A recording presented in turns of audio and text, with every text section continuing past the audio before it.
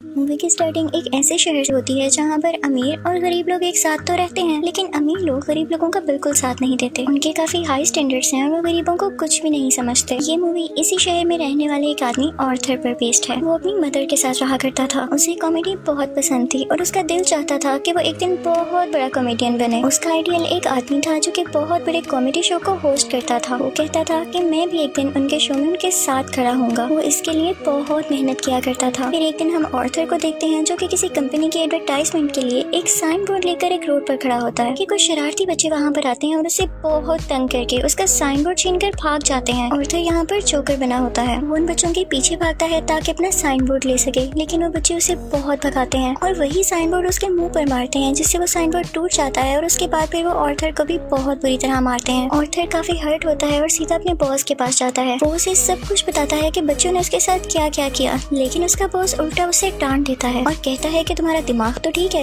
बच्चे ऐसी हरकत कैसे कर सकते हैं। बॉस उससे कहता है कि मैं तुम्हें तुम्हारी सैलरी भी नहीं दूंगा। आर्थर में कॉन्फिडेंस की बहुत कमी होती है, इसलिए वो यहाँ पर खुद के बारे में कुछ बोल ही नहीं पाता। वो वहाँ से काफी उदास होकर बाहर आ जाता है और सोचता है कि क्या मैं इतना बुरा हूँ कि कोई भी मेरी बात का यकीन ही नहीं करता। वो अपने घर आता है और डांस करने लगता है। यहाँ पे हम देखते हैं कि उसकी बॉडी काफी वीक होती है। अगले दिन आर्थर अपने कोलीग से मिलता है और उसे उन बच्चों के बारे में बताता है। उसका कोलीग उसे कहता है कि ये तो बहुत गलत हुआ, तुम्हें अपनी हिफाजत करनी चाहिए थी यार। और इसी के साथ वो उसे गन देता है और कहता है कि इसे अपने पास रख लो, ये मुश्किल वक्त में तुम्हारे काम आएगी। आर्थर ये लेने से इनकार करता है, लेकिन वो आदमी जबरदस्ती उसे गन दे देता है और फिर आर्थर अपने घर के लिए निकल पड़ता है। वो बस में होता है तो उसके सामने एक बच्चा भी बैठा होता है। वो उसे हंसाने की कोशिश करने लगता है और वो बच्चा जोर जोर से हंसने लगता है, जिस पर उस बच्चे की मदर को गुस्सा आ जाता है और वो आर्थर से कहती है कि हटो, परेशान मत करो हमें। लेकिन इस बात पर आर्थर हंसने लगता है। इनफैक्ट हमें बताया जाता है कि आर्थर को कोई सीरियस साइकोलॉजिकल इशू होता है और वो अपनी हंसी को कंट्रोल ही नहीं कर पाता। उसे कहीं पर भी हंसी आ जाती है। वो बस में बैठी हुई उस लेडी को एक कार्ड देता है जिसमें उसकी डिजीज के बारे में सब कुछ लिखा होता है। वो घर आता है और अपनी मेडिसिन लेने लगता है। इनफैक्ट वो गरीब था और ये दवाई बहुत एक्सपेंसिव थी, तो वो गवर्नमेंट के बनाए गए मेडिकल सेंटर से ये दवाई फ्री लेता था। वो एक दिन अपनी साइकियाट्रिस्ट के पास जाता है। वो उसे कहती है कि मुझे अपनी डायरी दिखाओ कि तुम क्या क्या लिखते रहे हो। जैसे ही वो उसकी डायरी खोलती है उसमें ये लिखा होता है कि मैं उस तरह नहीं मरना चाहता जिस तरह बुरी तरह से मैंने जिंदगी गुजारी है। फिर आर्थर वहाँ से अपने घर जाता है तो उसकी मदर उससे पूछती है कि क्या थॉमस की तरफ से कोई लेटर आया, तो आर्थर कहता है कि नहीं, आज भी नहीं। इनफैक्ट थॉमस इस मूवी में बहुत ज्यादा रिच बिजनेसमैन दिखाया गया है और लोग उससे बहुत डरते हैं। उसकी माँ उसे कहती है कि अगर उसको हमारी हालत के बारे में पता चलेगा तो वो हमारी हेल्प जरूर करेगा। अगले दिन जब वो बाहर जाता है तो वापसी पर आते हुए रास्ते में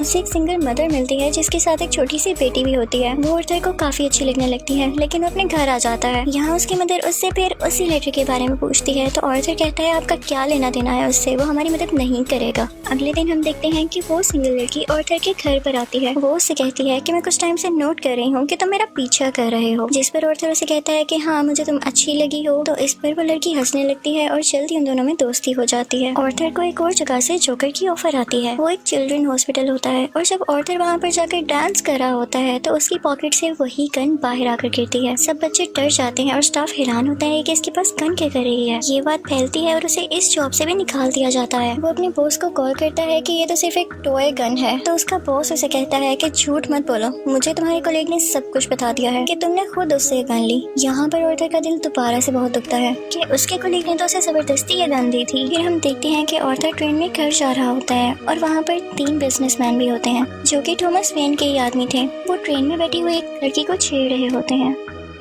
आर्थर को यहाँ पर अपने मेंटल डिसऑर्डर की वजह से हंसी आने लगती है और वो तीनों आदमी समझते हैं कि हम पर हंस रहा है। वो उसे बहुत मारते हैं, इतना मारते हैं कि उसके मुंह से खून आने लगता है। आर्थर उन्हें अपना मसला बताने की कोशिश कर रहा था, लेकिन वो तीनों उसकी एक नहीं सुनते। आर्थर को उन तीनों पर गुस्सा आ जाता है और अपनी गन निकाल कर उन तीनों को शूट कर देता है। वो वहाँ से ये सोचकर भाग जाता है कि मैंने 3 लोगों का कत्ल किया है। वो खुद को एक बाथरूम में लॉक कर लेता है। पहले तो वो डर रहा था, लेकिन यहाँ पर अचानक से वो डांस करने लगता है। ऐसे लग रहा था जैसे अब उसे कोई रिग्रेट नहीं और वो काफी सुकून में भी था। आर्थर घर आता है तो टीवी पर न्यूज चल रही होती है जिसमें थॉमस बोल रहा होता है। वो कहता है कि जिन 3 लोगों का कत्ल हुआ वो मेरे आदमी थे और उन्हें किसी जोकर ने मारा। लेकिन यहाँ पर गरीब लोग उन तीनों की डेथ का अफसोस करने की बजाय जोकर्स का साथ दे रहे होते हैं, क्योंकि वो सब जोकर्स के रूप में ही अमीर लोगों के खिलाफ स्ट्राइक कर रहे होते हैं। वहाँ से आर्थर अपने साइकेट्रिस्ट के पास जाता है तो वो उसे बताती है कि हम आज आखिरी बार मिल रहे हैं, क्योंकि गवर्नमेंट ने हमें फंड्स देना बंद कर दिया है और अब के बाद में आपका फ्री इलाज नहीं कर सकती। आर्थर दोबारा से काफी टूट जाता है और उदास होकर वहाँ से बाहर आ जाता है। फिर हम आर्थर को देखते हैं जो कि कॉमेडी शो में लोगों को हंसाने की कोशिश कर रहा होता है, लेकिन वो ऐसा कर नहीं पाता और परेशानी में उसे जोर जोर से हंसी आने लगती है।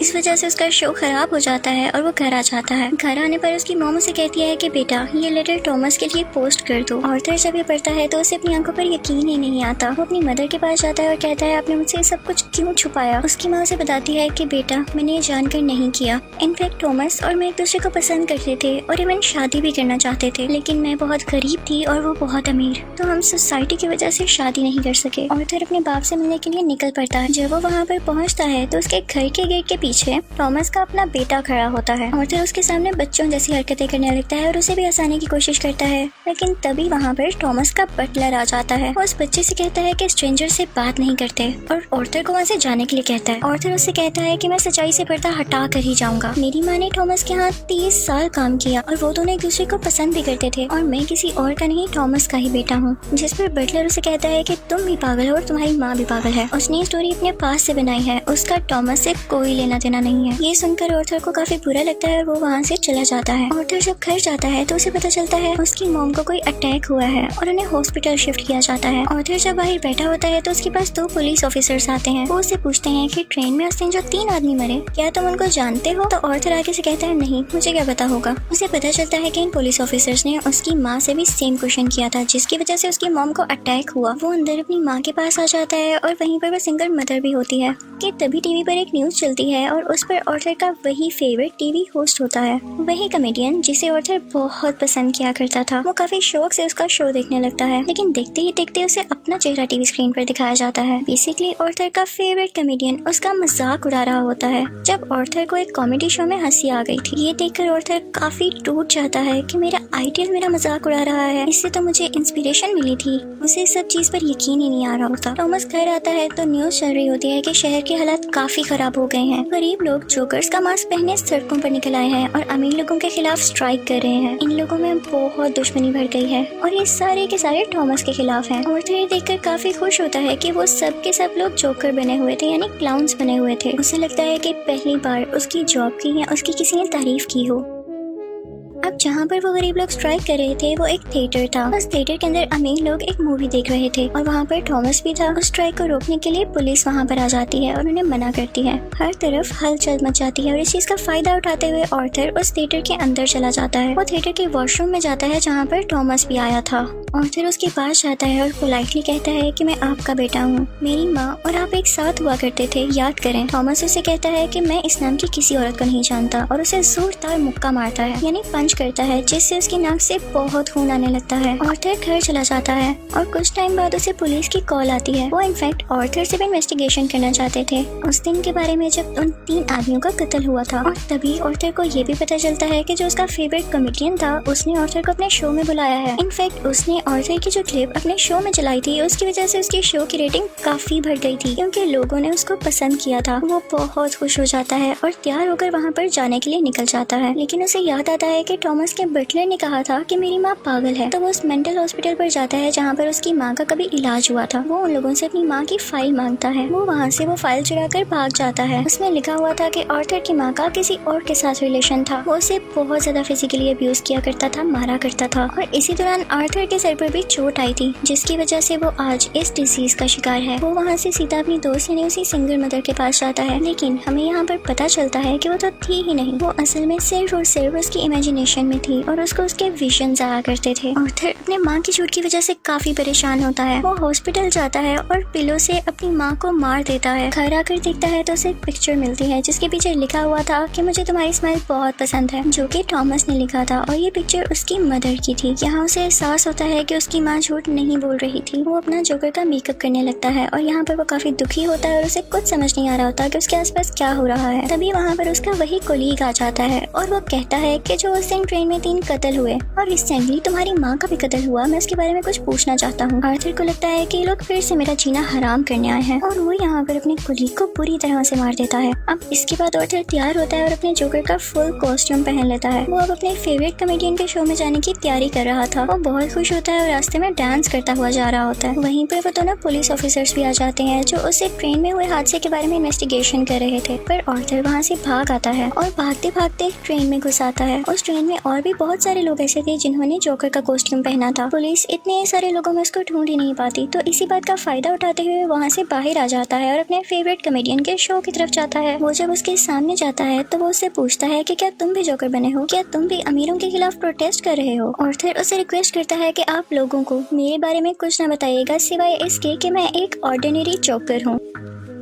और फिर उनका लाइव शो स्टार्ट हो जाता है। ऑडियंस उन्हें देखकर काफी खुश होती है और इस चीज को काफी एडमायर कर रही होती है। वहाँ पर आर्थर का फेवरेट कॉमेडियन उससे क्वेश्चन करता है कि तुम यहाँ पर जोकर बन के क्यों आए हो। तो जोकर उसे कहता है कि मैं हमेशा खुश रहना चाहता था और मैं लोगों में भी खुशियाँ बांटना चाहता था। लोगों ने मुझे इस गेटअप में पसंद किया तो मैंने सोचा क्यों ना मैं ऐसे ही आ जाऊँ। वो यहाँ पर एक बहुत ज्यादा सरप्राइजिंग बात भी करता है। वो इस लाइव शो में सबके सामने बता देता है कि उस दिन ट्रेन में जो 3 लोग मारे गए उनको मैंने ही मारा है। वो कहता है कि ये सब मैंने आपको इसलिए बताया कि अब तक कितने गरीब मरे, कितने ही ज्यादा अमीर लोगों ने गरीब लोगों को बेदर्दी से कत्ल किया, लेकिन आज तक किसी ने नोटिस किया, किसी ने भी अमीर लोगों के खिलाफ आवाज उठाई या उन गरीब लोगों को याद किया तो मुझे बताएं। और जब मैंने किसी अमीर आदमी को मार दिया तो लोग इतना शोर किस लिए मचा रहे हैं? क्या सब इंसान बराबर नहीं होते या अमीर लोगों में कोई और खास बात होती है? वो कहता है कि सोसाइटी बहुत खराब हो चुकी है, वो सिर्फ अपना फायदा सोचती है और अगर आज तुमने मुझे इस शो में बुलाया है तो ये तुम्हारी रहमदिली हरगिज़ नहीं है। तुम्हारे शो की रेटिंग मेरी वजह से बढ़ रही थी इसलिए तुमने ऐसा किया। लेकिन आर्थर का जो फेवरेट कॉमेडियन होता है वो कहता है ऐसी बात हरगिज़ नहीं है। आर्थर को गुस्सा आ जाता है कि तुम अभी भी झूठ बोल रहे हो और इसी के साथ अपनी गन बाहर निकालता है और उसे सबके सामने शूट कर देता है। लोग काफी घबरा जाते हैं और वहाँ से बाहर निकलने लगते हैं, लेकिन आर्थर को हम यहाँ पर काफी कॉन्फिडेंट देखते हैं। वो किसी से नहीं डरा होता। पुलिस इस बात पर जोकर यानी आर्थर को अरेस्ट कर लेती है और अपनी गाड़ी में बिठाकर उसे वहाँ से दूर ले जाने लगती है। लेकिन आर्थर रास्ते में देखता है कि उसके बहुत सारे सपोर्टर्स हैं जो उसे सपोर्ट कर रहे हैं। उनमें से कुछ लोग एक एम्बुलेंस में बैठते हैं और उसकी ज्यादा सारी स्पीड करके उस पुलिस कार के साथ टक्कर कर देते हैं, जिसकी वजह से वो पुलिस कार उल्ट जाती है और अब जोकर बाहर आ गया था। वो उन सब लोगों में शामिल हो जाता है और उसी कार के ऊपर आकर खड़ा हो जाता है। सब लोग उसे यहाँ पर देख पा रहे थे और उसे चीयर कर रहे थे। उसके मुंह और नाक से काफी खून आ रहा था, लेकिन वो उसी खून से अपनी स्माइल बना लेता है और हाथ हिलाकर जोर जोर से हंसने लगता है।